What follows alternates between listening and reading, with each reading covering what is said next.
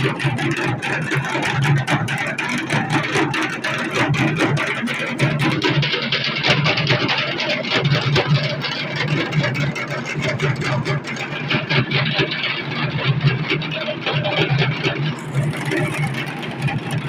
few moments later.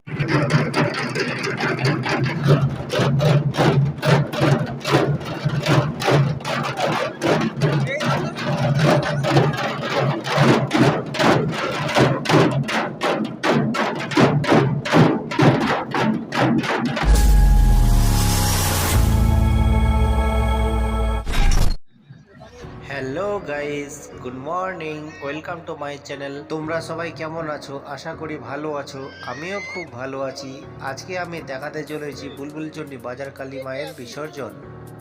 প্রত্যেক বছরের ন্যায় এবছরও বুলবুলচণ্ডী বাজার কালী মেলার শেষে কালীমাকে মন্দিরের মধ্যে পূজা দেওয়া হয় ও তারপরে প্রায় ৮০খানা ঢাক বাজিয়ে কালীমাকে ডুবাপাড়া মাঠের মধ্যে টেনে নিয়ে আসা হয় ও এক জলাশয়ে কালীমাকে বিসর্জন দেওয়া হয়। এখন ঠিক বৈকাল ৫টা বাজে।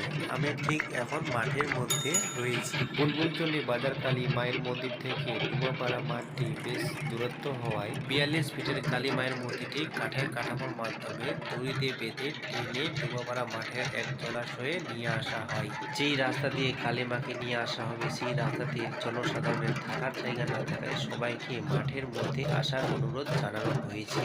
দেখুন বন্ধুরা, কালী মায়ের বিসর্জন দেখার জন্য ডুবাপাড়া মাঠের মধ্যে কত লোকের ভিড়, কত লোকজন।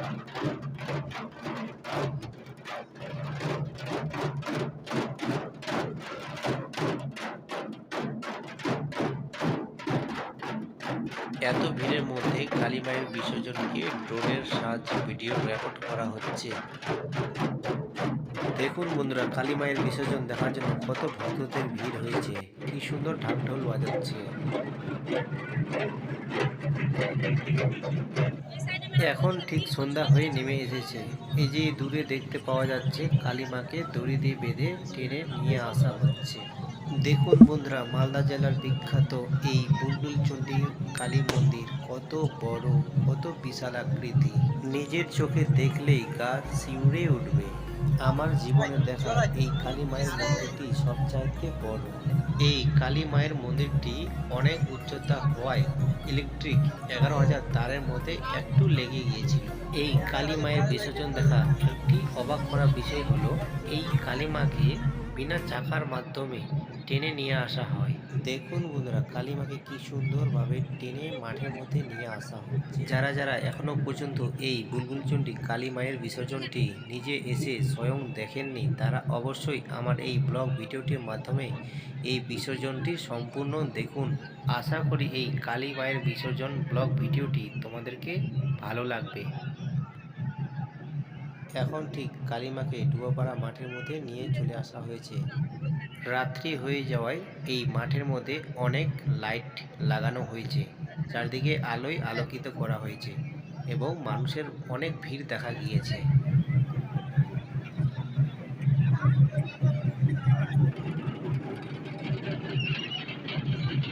দেখুন বন্ধুরা, আমার ভিডিও স্ক্রিনে এই ডুবোপাড়া মাঠের মধ্যে কত মানুষের ভিড় হয়েছে এই কালী মায়ের বিসর্জন দেখার জন্য।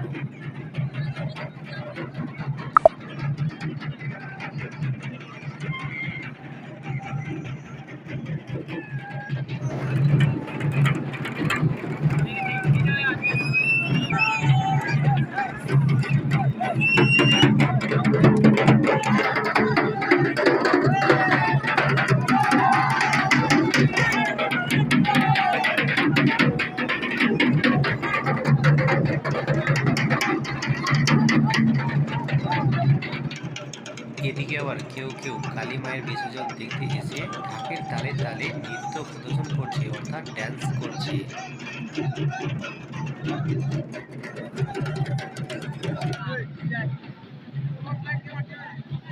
দেখুন বন্ধুরা, এত বিশাল আকৃতি কালী মায়ের মন্দিরটি আর মাত্র কিছুক্ষণের জন্যই তারপরে এই মন্দিরটি বিসর্জন করা হবে।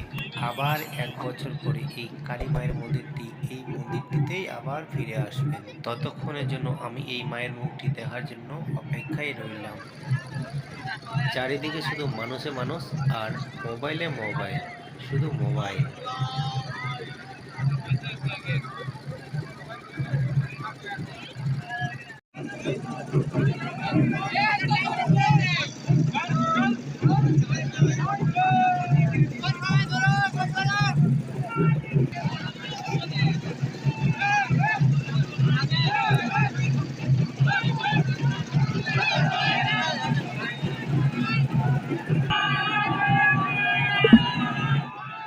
এই যে এখন কালী মাকে দড়ি দিয়ে বাঁধা আছে, সেই দড়ি ধরে টেনে নিয়ে আসা হচ্ছে।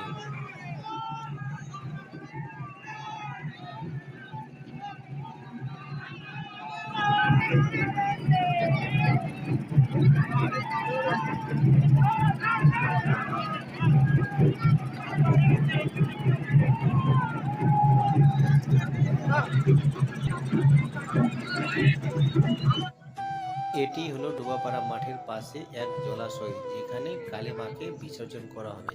এই পুকুরেই কালী মাকে বিসর্জন করা হয়।